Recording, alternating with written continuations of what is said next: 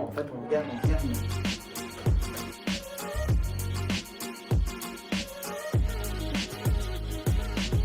Bonsoir. Tu peux dire bonsoir aussi, Fabio. Bonsoir. Bienvenue. Voilà. Je sais pas ce que j'ai rajouté une autre. Donc voilà, grosse annonce à vous faire. Je voulais la faire en fait par vidéo. Je vous expliquerai à la fin pourquoi, mais c'est plus facile. Voilà quoi. Alors, concernant... on va commencer par le commencement. Donc voilà, tout a commencé en fait, le premier confinement, je pense qu'on est tous au courant ça. Enfin, on sait tous que ça a été une période assez particulière pour tout le monde, que tout le monde a été un peu dans l'introspection, y compris moi. C'était un moment où en fait j'étais complètement détachée de la danse. Et qui dit danse pour moi dit effectivement féminité. Vous n'êtes pas sans savoir qu'effectivement il y a une évolution me concernant par rapport à ma féminité, la façon dont je m'expose dans la rue ou enfin dans la vie de tous les jours ou sur les réseaux. Je ne dansais plus puisqu'on ne travaillait plus. C'est vraiment à ce moment-là que je me suis rendu compte qu'en fait j'ai dissocié vraiment le côté féminin que j'exprimais dans l'artistique du personnel. J'ai vite compris en fait que le féminin faisait partie de moi de manière profonde et complète, hein, et que ce n'était pas juste une lubie artistique, c'était vraiment quelque chose qui me fondait en fait. En me dissociant de la danse, j'ai commencé en fait à développer la féminité de manière différente par rapport au maquillage, par rapport aux vêtements, par rapport à ma façon de me comporter. Ça a été de plus en plus fort, de plus en plus intense, jusqu'au jour où en fait j'ai des informations qui me sont parvenues. Et ces informations-là ont été la concrétisation de quelque chose. Et en fait, c'est pour ça qu'aujourd'hui, je dois vous annoncer que vous pouvez officiellement m'appeler Aora. Donc, dites bonjour à Aora. Bonjour Aura. A-O-R-A. Alors, pourquoi Aora, me direz-vous? Aora, en fait, signifie l'or en latin. Et en fait, dans mon ancien prénom, donc Luca, signifie la lumière. Et en fait, c'est les deux éléments, en fait, ont la même couleur. Et donc c'est une façon pour moi de représenter cette couleur-là, donc cette couleur lumineuse, puisque c'est la couleur de la lumière, sous une autre forme. Bonjour Aura. Donc pour ceux qui ne l'auraient pas compris, donc je fais officiellement une transition. Je suis sur hormones depuis 3 semaines et demie, je pense. Donc j'ai commencé le 15 juillet 2021, les hormones. C'est très symbolique pour moi parce qu'en fait le 15 juillet c'est mon anniversaire. Donc c'est une renaissance. Nouveau prénom qui va s'officialiser dans quelques mois. Nouveau prénom et aussi les nouveaux pronoms, effectivement, donc c'est plus il et lui, c'est elle, en fait tout court. Alors, je ne vais pas rentrer dans les détails de ma transition aujourd'hui parce que je pense que c'est pas le sujet en fait. Je voulais juste vous annoncer, pour des raisons de facilité, que en fait j'allais changer de prénom et que j'allais transitionner. Donc en fait transition, ça veut simplement dire que je vais devenir socialement une fille en fait. Donc je change de genre. Et pas forcément de sexe en fait, parce que c'est des choses très différentes. La différence entre le genre et le sexe, je pense qu'il y a eu beaucoup de quiproquos par rapport à ça. Donc il faut savoir qu'en fait, le sexe, en fait, c'est sexe mâle ou femelle. Ça, c'est en fait comment tu es défini en tant qu'appareil reproducteur. Mais en fait, ça ne définit en rien la façon dont tu te comportes dans la société. C'est vrai que actuellement, en fait, on considère que le sexe est lié directement au genre. Donc par exemple, si tu es femelle, tu dois te comporter en tant que femme. Et si tu es mâle, tu dois te comporter en tant qu'homme. Et en fait, si on regarde bien en fait, la société dans laquelle on vit et les sociétés dans lesquelles on vit, on remarque bien qu'en fait, une femme a des définitions et l'homme a des définitions. Donc il n'y a pas une façon d'être un homme et il n'y a pas une façon d'être une femme. Et donc en fait, c'est là qu'on se rend compte en fait que c'est quelque chose, le genre est quelque chose de pas constant, c'est quelque chose qui évolue en fonction de la période, en fonction de la société, en fonction de la culture. Et en fait, c'est pas une constante.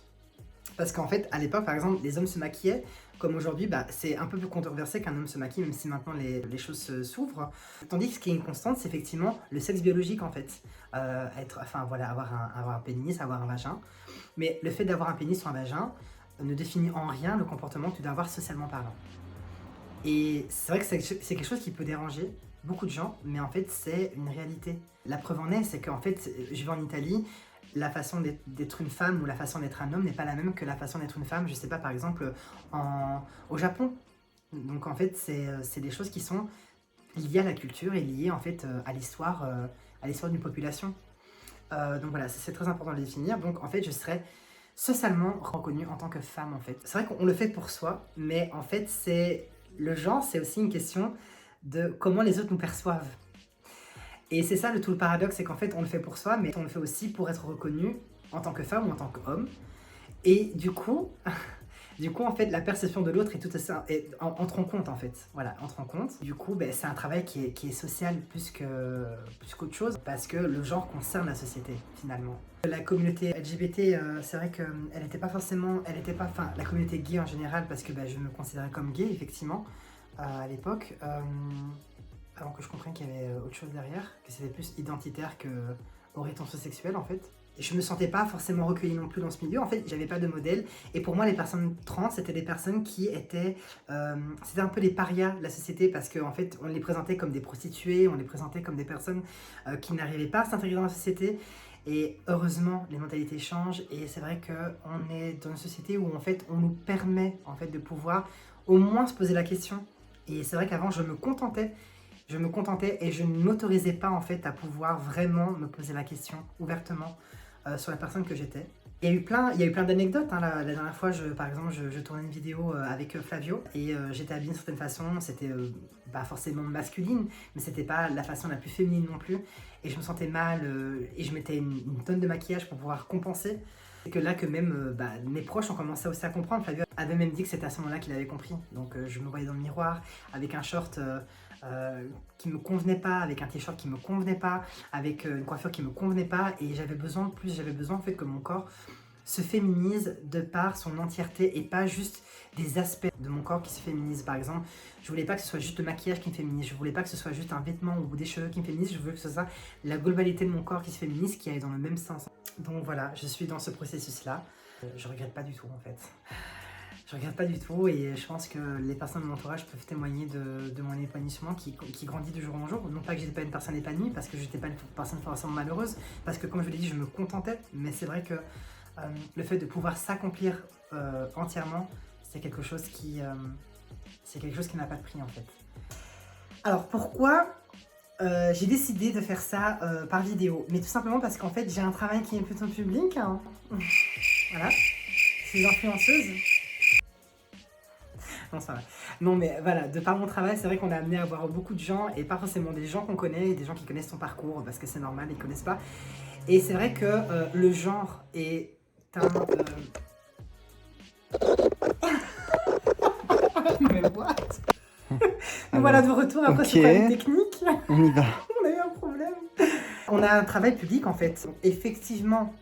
Les gens ne vont pas tous aller voir mon Instagram ou voir ma chaîne YouTube ou quoi pour aller voir ma vie privée.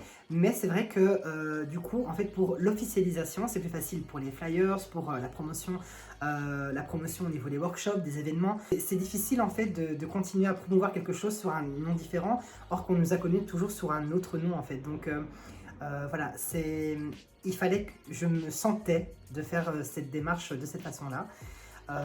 Donc voilà, je vous emmène avec moi dans ce nouveau chapitre. Comme je le disais, donc, dans cette vidéo, je ne vais pas forcément m'attarder sur les aspects techniques en fait de ma transition. C'est quelque chose en fait qui demanderait beaucoup trop d'heures de vidéos en fait, que ce soit d'un point de vue social, d'un point de vue médical, d'un point de vue administratif. Donc ça effectivement, je pourrais développer si ça vous intéresse beaucoup plus tard.